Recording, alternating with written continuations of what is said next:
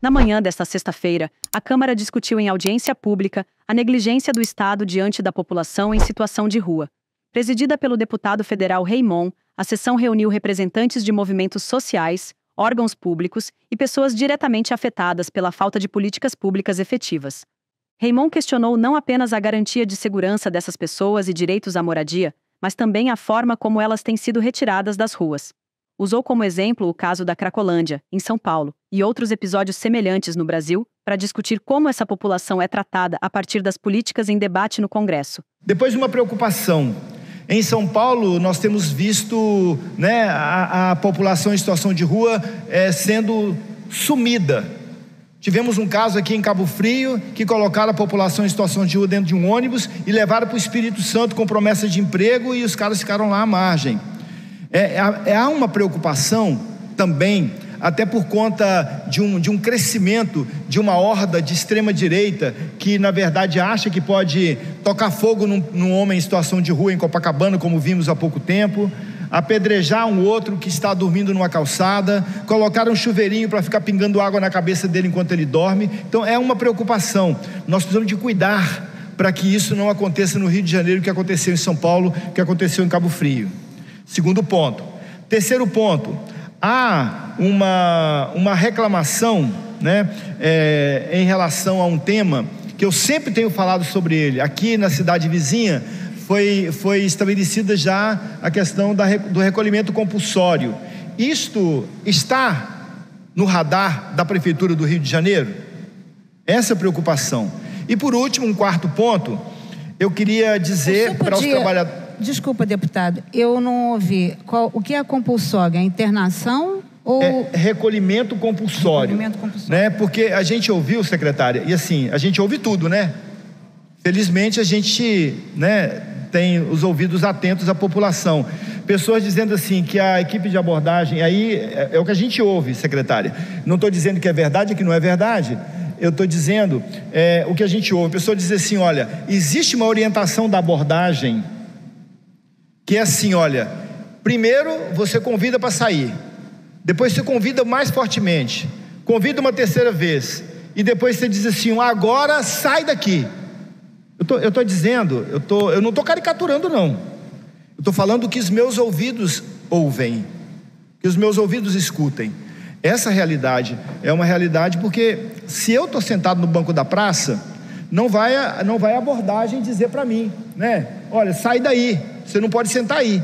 A população em situação de rua é dita, ela não pode ficar aí não, sai daí. Então é o que a gente ouve, A audiência também contou com representantes do Ministério dos Direitos Humanos, da Defensoria Pública, do Ministério Público Federal e de movimentos sociais de diversas regiões do país. Cláudio, coordenador do Fórum Permanente sobre População Adulta em Situação de Rua no Rio de Janeiro. Eu quero ver se vão prender filhinho de bacanas que usam drogas no centro do Rio. Só pode ser internado compulsoriamente por decisão judicial.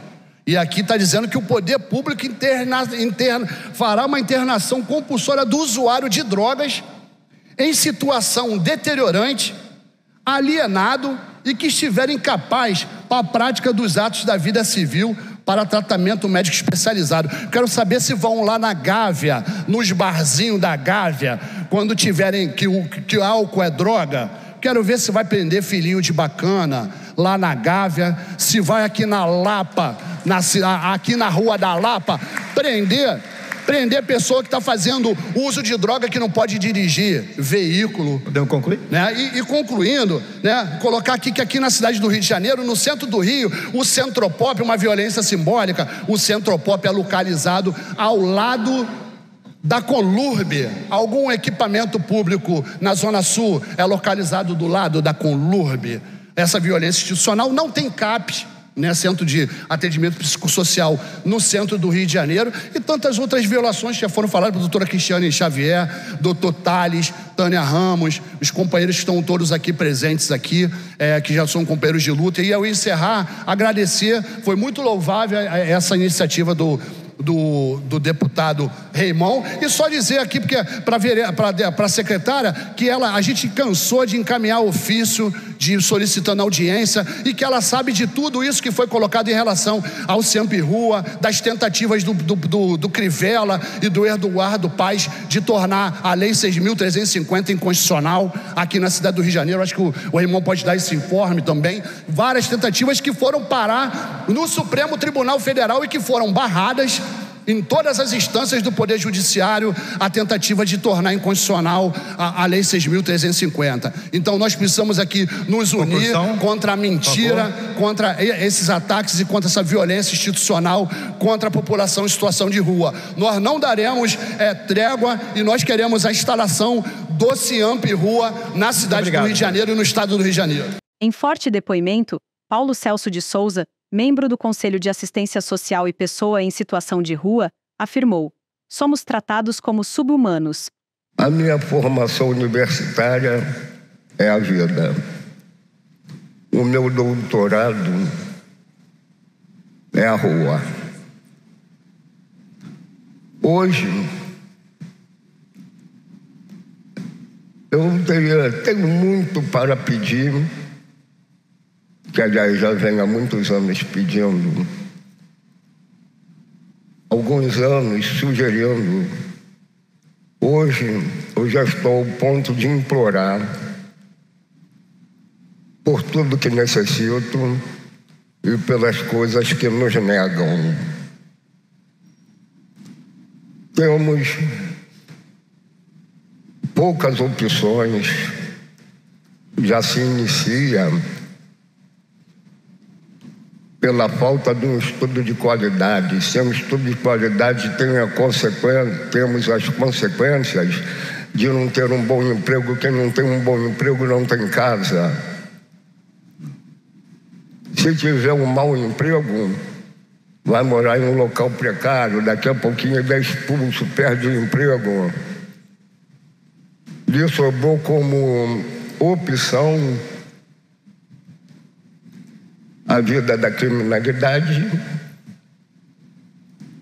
será encarcerado, serão mortos.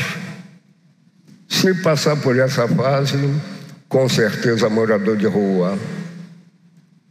Aquele que é tratado como mendigo, pedinte, vagabundo, viciado.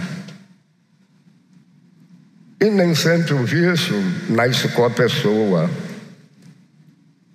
mas ele vem pela dificuldade. E todos que têm uma dificuldade, muito poucos não procuram uma fuga.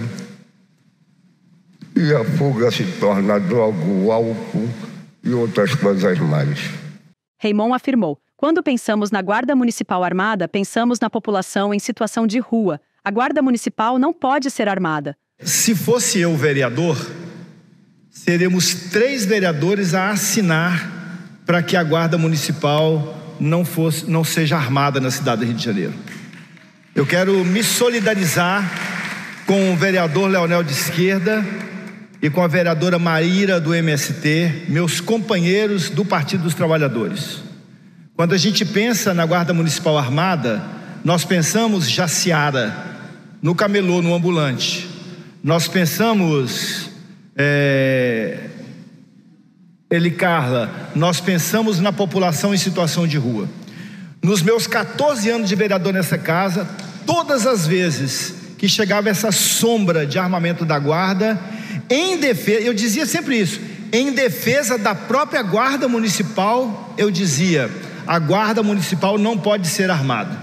Dr. Rodrigo Mondego, presente nas discussões e engajado na articulação política em Brasília, afirmou que o debate será levado à Câmara dos Deputados. Garantiu que não se calará diante da política de extermínio silencioso que vigora contra os mais pobres. Essa pauta que está sendo debatida aqui hoje foi a primeira a se pensar e é que a gente quer mais avançar nessa pauta porque é um dos segmentos que mais sofrem violações de direitos humanos no nosso país.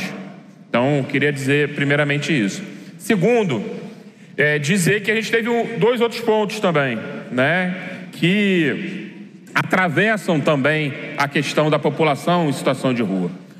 O segundo ponto é em relação ao enfrentamento ao abuso, violência e exploração sexual infanto-juvenil. A extrema-direita diz que debate isso e tudo mais. Mas a extrema-direita fala desse tema única e exclusivamente para poder atacar a população LGBTQIA+. Para poder tentar associar a população LGBTQIA+, a uma pedofilia, a algo, e por isso deveria se proteger as crianças. Só que, hoje no Brasil, nos lugares onde estão sendo explorados crianças e adolescentes sexualmente, são na beira de estradas. É onde passa milhões de pessoas. Então você não vê nenhum deputado de direita indo num bordel de beira de estrada, que infelizmente tem lá criança sendo explorada, gravando videozinho e falando sobre isso. E a gente vai querer debater sobre isso também. E a gente sabe que muitas crianças que estão em situação de rua têm essa situação de serem exploradas sexualmente, por estar naquela condição de vulnerabilidade. Então é algo que também perpassa sobre isso. E o terceiro ponto é o enfrentamento aos crimes de homicídio no Brasil e suas consequências. Pouco se debate sobre esses crimes que atravessam tantas famílias brasileiras e o Estado brasileiro não dá resposta. Mais de 2/3 dos homicídios no Brasil não tem resposta. Quem mata não tem consequência com relação a isso. E a população em situação de rua também é um segmento da sociedade que diariamente morre, diariamente é assassinada e diariamente a gente vê a injustiça sendo feita com ninguém sendo responsabilizado por esses crimes. Então, dizer que esses são os 3 principais pontos que a gente vai atuar nesse ano lá na Comissão de Direitos Humanos da Câmara dos Deputados, dizer do nosso compromisso com a pauta que está sendo debatida aqui hoje e do nosso compromisso com a defesa intransigente dos direitos humanos. Queria colocar aqui um canal de denúncia da comissão, que é um e-mail, que é o cdh@câmara.leg.br, que é um dos canais para a gente poder acompanhar denúncias de todos os tipos de violações de direitos humanos. E a gente, nesse ano, vai estar em loco, indo nos locais, vendo a situação e fazendo enfrentamento real e concreto às violações de direitos humanos no nosso país. Muito obrigado, gente. A audiência foi encerrada com a promessa de uma mobilização permanente e mais escuta em espaços de decisão.